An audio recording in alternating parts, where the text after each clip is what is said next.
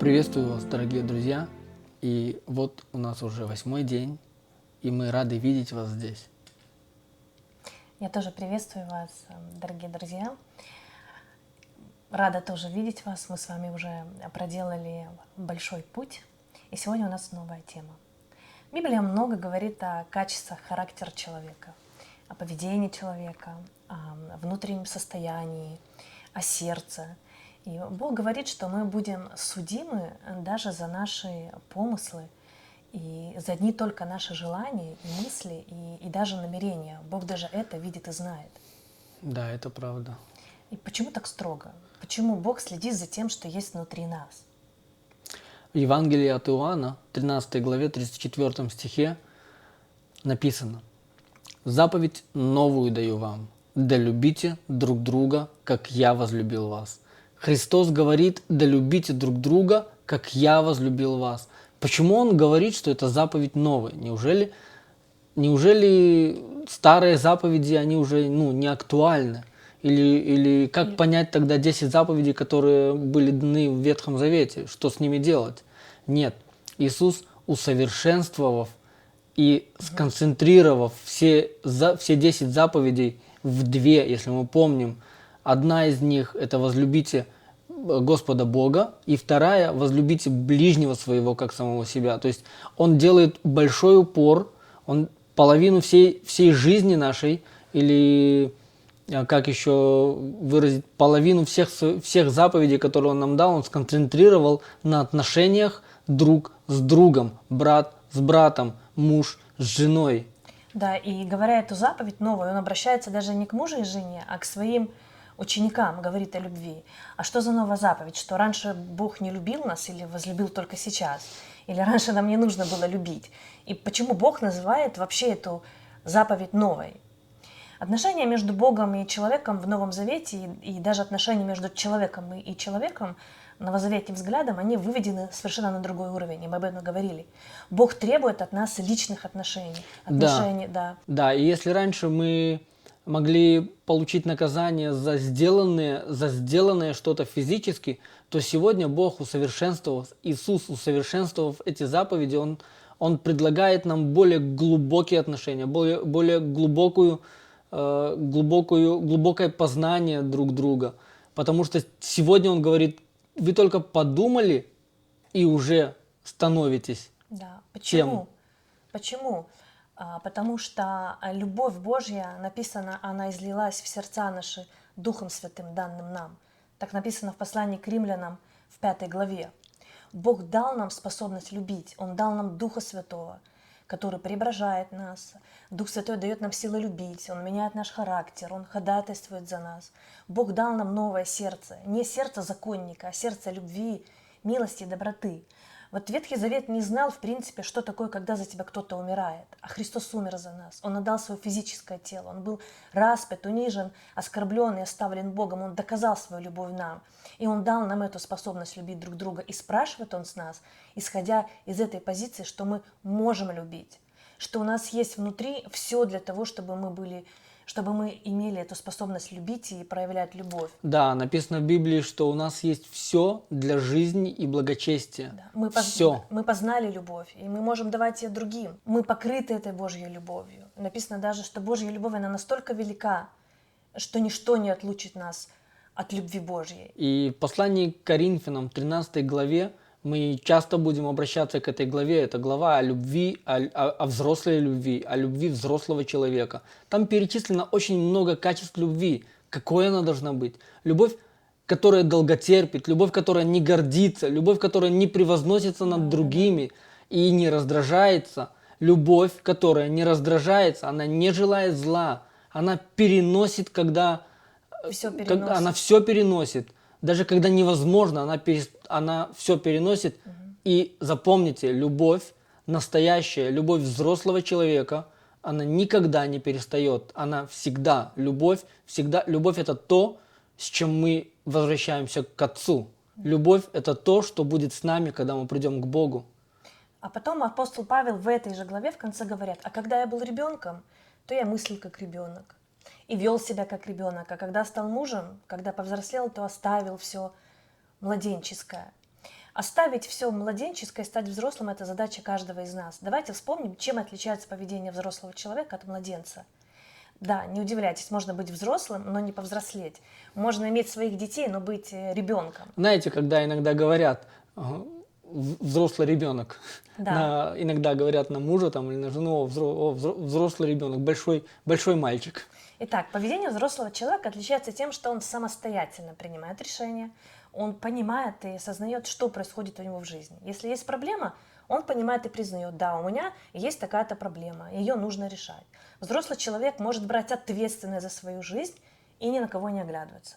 Он понимает, что у решений и поступков есть последствия, и он готов нести ответственность за эти последствия. И взрослый человек, он знает, кем он хочет быть в жизни. Он ставит свои цели, он ставит свои цели, он планирует, он добивается тех целей, он зрелый, он трезвый. Он умеет брать ответственность не только за себя, но и за окружающих, за веренных ему людей, Вы помните «Маленький принц»? Есть там такое выражение: «Ты в ответе за тех, кого приручил». И Бог, Он будет спрашивать с нас, мы в ответе за тех, кого Он доверил нам. Почему Иисус, Он молился об учениках Своих, чтобы Бог сохранил тех, которые Его, тех, которых Бог доверил Ему. Иисус особенно молился за тех людей, которые были доверены Ему, которых Он, можно сказать, приручил. Он водил их 3,5 года за собой, они были с Ним близки. Он ставит очень большое ударение на тех, которые близки. И поэтому мы, как муж и жена, мы как те, которые, если можно сказать так, приручили, или которых Бог нам доверил, мы в ответе за них. И мы правда будем отвечать за них, как мы будем вести себя по отношению к ним. Либо мы получаем награду, как мы уже говорили об этом, что за труд, который вот между нами, мы получаем награду, хорошую награду, либо мы просто отвечаем за тех, которых, может быть, обидели или неправильно повели, или не возлюбили их так, как Бог предлагает нам возлюбить. Взрослый человек, он умеет прощать, уступать, сдерживать эмоции, он умеет служить другим людям. Взрослое состояние – это состояние любви из этой 13 главы послания к Коринфянам. Если в нас будут развиты эти качества, мы будем взрослым человеком, который научился любить. Да, любить можно научиться, а можно разлюбить. Да, любви, написано в Библии, любви достигают. Как Христос, Он достиг нас своей любовью. И мы, мужья особенно, мужьям дана особенная роль в семье, потому что нас Бог сравнивает как с Христом. Нас Бог сравнивает как к Христом. И Христос, он как повел себя по отношению к церкви. Он возлюбил ее, Он отдал себя за нее. И Бог, Он особенно предлагает нам, мужьям, отдать себя за семью. Отдать себя – это не значит пойти на крест за свою семью, но это значит покрыть семью, как Христос покрыл церковь. Отвечать за нужды семьи, как Христос отвечает за нужды церкви. Он вроде бы оставил нас, Он ушел из этой земли, оставил нас, но что Он сделал? Он послал нам Духа Святого, чтобы Его церковь была под защитой, чтобы Его церковь имела мудрость. И сегодня мы исполняем как бы роль Христа в нашей семье. Мы мужья, мы исполняем роль Христа в нашей семье. Мы покрываем семью, покрываем жену, покрываем детей. И я больше скажу, неважно даже, если жена заслужила наказание, а некоторые мужчины думают, что жена заслуживает физического наказания, это неправда. Это неправда. Христос не наказывает церковь. Христос любит свою церковь. И мужья не наказывают своих жен. Настоящие мужья не наказывают своих жен. Они возлюбили своих жен, возлюбили свою жену, возлюбили свою семью, возлюбили свою церковь, домашнюю церковь. Поэтому я просто серьезно призываю всех тех, кто нас сейчас слушает, возлюбить своих жен, возлюбить свою семью, как Христос возлюбил церковь. И такая любовь, она доступна только взрослому человеку. Как повзрослеть? Взрослеть можно бесконечно. Взрослого человека много не бывает. И для того, чтобы развить в себе качество взрослого человека, укрепить ее, мы сейчас с вами поговорим о 3 вещах, через которые приходит зрелость. И первая вещь – это осознанность. Это наша способность воспринимать мир непосредственно, то есть без То есть без интерпретации прошлого, без искажений, которые просто привносят наш детский и родительский опыт. Это взрослое замечание здесь и сейчас. Вот то, что происходит, вот Да. так, как есть. Не витая в облаках, не внося какие-то там... Когда человек взрослый, он понимает, где он находится, что происходит в его жизни, он дает себе отчет. И второй элемент независимой и зрелой взрослой личности, необычное качество, возможно, вы никогда о нем не задумывались, это спонтанность. Спонтанность – это переключение между разными состояниями. Я легко реагирую на то, что происходит вокруг. Я понимаю, что происходит, я могу быть и свободным, веселым, радостным, отзывчивым, добрым в моменте. Я могу быть взрослым, я могу говорить «нет», я могу заботиться о других людях. Я не застреваю в одном положении на много лет. И мне не важно, там, есть такие мужья или жены, вот мне не важно, что там дети и жена про меня думают. Вот мне плохо. Мне не важно, в чем они нуждаются. Я застрял в своей обиде, и все. Вот муж иногда обиделся, не дали конфетку мальчику, обиделся и может остаться в таком состоянии обиды на несколько лет. Это горе такой семье, когда кто-то один остается в состоянии ребенка, в состоянии обиды какой-то, не дали конфетку. И вот это горе в такой семье, когда мы порой остаемся в состоянии ребенка на много времени семья не развивается, семья остается на уровне младенчества, на уровне ребенка. Жены могут делать то же самое. Допустим, я знаю жен, они могут десятилетиями вставать в такую позицию жертвы и твердить, что вот он меня не любит, он ничего не хочет и так далее. А муж уже 10 попыток сделал, а жена, она не реагирует никак, она просто не замечает. Не замечает. Библия говорит, что мы должны учиться, расти, возрастать, двигаться, мы должны меняться, мы должны познавать Бога, познавать друг друга, вникать в себя. Мы должны приобретать навыки Христовы. Мы должны не стоять на одном месте, не возиться со своими обидами, чувствами. Написано в Библии, что твердая же пища свойственна совершенным, то есть взрослым людям, не просто младенцам, а людям, которые умеют переходить от одного уровня на другой уровень. Расти, двигаться. Мы много встречаем в Библии таких вещей, что мы должны переходить из одного состояния в другое, но не из взрослого в детское и ниже, и ниже. Да, и то есть мы должны развивать в себе вот эти чувства и навыки, которые различают добро и зло, как написано в Евреям в 5 главе. Это доступно только взрослому человеку. Осознанность – это такая мудрость. Это способность до всего доходить своим умом. Помните эту притчу о рыбке, которую жена жарила, разрезала напополам и ложила на сковородку? И когда ее муж спросил, она говорит: не знаю, мама моя так делала. Оказывается, что у мамы просто была сковородка маленькая, она разрезала рыбку напополам. Ну а девушка, женщина в браке привыкла так делать, она даже не думает, что это ж можно целую рыбу жарить, экономить время. Вот. И последнее, что нужно в себе развивать, чтобы поддержать взрослого человека, это интимность. Интимность – это не то, что мы привыкли. Интимность – это сексуальные отношения между мужчиной и женщиной. Интимность – это слово, оно означает немножко больше, чем просто сексуальность. Интимность – это открытые, обнаженные духовные чувства людей между собой. И вот когда присутствует эта интимность, людям легче выражать и легче строить отношения между собой, да. То есть это интимность, это способность выражать свои чувства и желания по отношению к другим людям. Когда у нас нет чувств, у нас вырабатывается такое потребительское отношение друг к другу, законническое. А умение выражать чувства в браке, оно очень важно. Причем речь идет о настоящих, искренних чувствах, а не таких пластиковых, не о поддельных чувствах, не о чувствах, которые мы стараемся выражать или вынуждены выражать, а об искренности.